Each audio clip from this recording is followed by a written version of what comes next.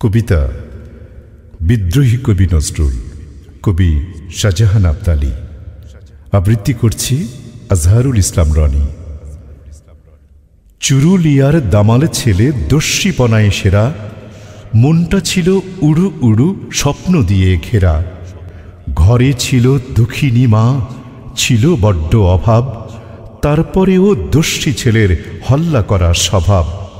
সেই ছেলেটি হঠাৎ করে পাল্টে গেল ঠিক, লেটোর দলের নাম লিখিয়ে মাথায় চারিদিক।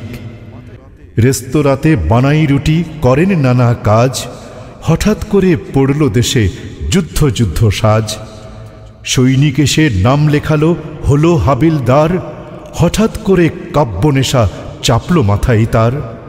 গদ্য লেখেন, পদ্য লেখেন, লেখেন মজারে গান, ক্রমে ক্রমে কাব্যনেশায় উঠল মেতে প্রাণ। এমনি করে লিখতে থাকেন আগুন ঝরা বই, বিষের বাঁশি প্রকাশ পেলে বাঁধল যে হইচই। লেখেন তিনি ধূমকেতু আর অগ্নিবীণা, তাই ব্রিটিশ রাজের হুমকি এলো, রক্ষা যে আর নাই।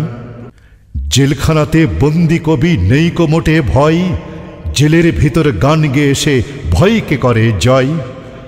উঠল কেঁপে শাসক শোষক, উঠল কেঁপে ভিত, দেশটা জুড়ে যাই ছড়িয়ে বিদ্রোহী সঙ্গীত।